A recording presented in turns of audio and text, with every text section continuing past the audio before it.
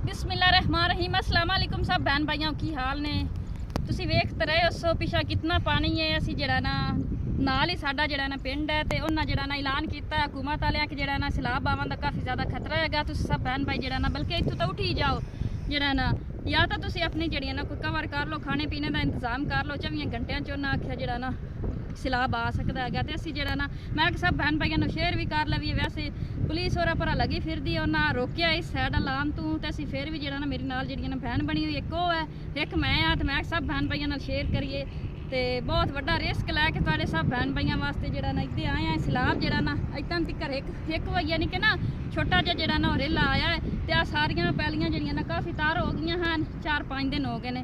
ਉਸ ਤੋਂ ਬਾਅਦ ਹੁਣ ਫਿਰ ਸਿਮ ਗਿਆ ਤੇ ਅੱਜ ਫਿਰ ਜਿਹੜਾ ਨਾ ਐਲਾਨ ਕਰ ਰਹੇ ਹੈਗੇ ਨੇ ਕਿ ਪਾਣੀ ਜਿਹੜਾ ਨਾ ਆ ਰਿਹਾ ਹੈਗਾ ਦਰਿਆ ਦੇ ਵਿੱਚ ਕਾਫੀ ਜ਼ਿਆਦਾ ਅੱਗੇ ਕਰਕੇ ਦਰਿਆ ਹੈ। ਉਹ ਤੁਸੀਂ ਸਭ ਬਹਿਨ ਭਾਈ ਮੇਰੀ ਵੀਡੀਓ 'ਚ ਵੇਖ ਲਵਿਆ। ਸਾਰੀ ਵੀਡੀਓ ਜਿਹੜਾ ਨਾ ਮੈਂ ਬਣਾ ਰਹੀ ਹਾਂ ਤੇ ਸਭ ਬਹਿਨ ਭਾਈਆਂ ਨਾਲ ਸ਼ੇਅਰ ਕਰ ਸਾਂ ਤੇ ਆਹ ਵੇਖੋ ਇੱਥੇ ਜਿਹੜਾ ਨਾ ਕਾਫੀ ਜ਼ਿਆਦਾ ਘਰ ਹਨ ਤੇ ਕਾਫੀ ਜਿਹੜਾ ਨਾ ਪੈਲੀਆਂ ਹਨ। ਹਰਸ਼ ਗੱਡੀ ਹੋਈ ਆਈ ਉਹ ਜਿਹੜੀਆਂ ਨਾ ਵਿੱਚੇ ਜਿਹੜਾ ਨਾ ਸਾਰਾ ਨੁਕਸਾਨ ਕਾਫੀ ਜ਼ਿਆਦਾ ਸਾਡੇ ਪਿੰਡ ਵਾਲਿਆਂ ਦਾ ਹੋ ਗਿਆ ਹੈਗਾ ਤੇ ਬਹਰਾਲ ਜਿਹੜਾ ਨਾ ਮੈਂ ਸਭ ਬਹਿਨ ਭਾਈਆਂ ਜਿਹੜਾ ਸ਼ੇਅਰ ਕਰੀਏ ਤੇ ਸ਼ੇਅਰ ਕਰਕੇ ਜਿਹੜਾ ਨਾ ਅੱਲਾਹ ਪਾਕ ਜਿਹੜਾ ਨਾ ਖੈਰ ਕਰ ਸੀ। ਸਭ ਬਹਿਨ ਭਾਈ ਸਾਡੇ ਵਾਸਤੇ ਦੁਆ ਕਰਿਆ ਕਿ ਜਿਹੜਾ ਨਾ ਅੱਲਾਹ ਪਾਕ ਖੈਰ ਕਰੇ। ਅੱਲਾਹ ਪਾਕ ਪੂਰੇ ਪਾਕਿਸਤਾਨ ਤੇ ਖੈਰ ਕਰੇ। ਅੱਲਾਹ ਪਾਕ ਆਪਣੀ ਹਿਫਾਜ਼ਤ 'ਚ ਰੱਖੇ, ਕਿਸੇ ਨੂੰ ਕੋਈ ਨੁਕਸਾਨ ਨਾ ਹੋਵੇ ਕਿਉਂਕਿ ਸਾਰੇ ਮੁਸਲਮਾਨ ਜਿਹੜੇ ਨਾ ਬਹਿਨ ਭਾਈ ਹੁੰਦੇ ਨੇ।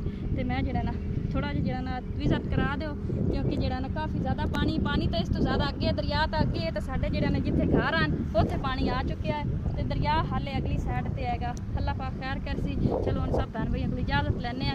ਜਿਹੜਾ ਨਾ ਛੋਟਾ ਜਿਹਾ ਕਲਿੱਪ ਹੈ ਜ਼ਿਆਦਾ ਤੋਂ ਜ਼ਿਆਦਾ ਸ਼ੇਅਰ ਕਰਿਆ, ਜ਼ਿਆਦਾ ਤੋਂ ਜ਼ਿਆਦਾ ਜਿਹੜਾ ਨਾ ਅੱਗੇ ਜਿਹੜਾ ਨਾ ਸਟਿਆ ਕਿਉਂਕਿ ਸਾਡੀ ਵੀ ਜਿਹੜਾ ਨਾ ਮਦਦ ਹੋ ਸਕੇ। ਗਰੀਬ ਬੰਦੇ ਆ ਇਤਨਾ ਰਿਸਕ ਲੈ ਕੇ ਜਿਹੜਾ ਨਾ ਇੱਥੇ ਆਏ ਆ। ਰੱਬ ਦੀ ਜ਼ਾਤ ਕੋਈ ਸਵਾਬ ਬਣਾ ਸੀ। ਅੱਲਾਹ ਪਾਕ ਕਿਸੇ ਦੇ ਮੁਤਾਜ ਨਾ ਕਰੇ। ਮੈਂ ਤਾਂ ਇਹੋ ਆਖਦੀ ਪਈ ਹਾਂ ਅੱਲਾਹ ਪਾਕ ਆਦੇ ਦਾਰ ਤੋਂ ਦੇਵੇ ਤੇ ਕੋਈ ਨਾ ਕੋਈ ਰੱਬ ਦੀ ਜ਼ਾਤ ਜਿਹੜਾ ਨਾ ਵਸੀਲਾ ਬਣਾਵੇ। ਆਮੀਨ। ਅੱਲਾਹ ਹਾਫਿਜ਼। ਹਾਂਜੀ ਤੇ ਆ ਵੇਖ ਸਕਦੇ ਨੇ ਤੁਸੀਂ ਸਭ ਬਹਿਨ ਭਾਈ ਕਿੰਨਾ ਪਾਣੀ ਹੈਗਾ। ਮੈਂ ਸਭ ਬਹਿਨ ਭਾਈਆਂ ਨਾਲ ਮੁੜ ਸ਼ੇਅਰ ਕਰ ਲਵਾਂ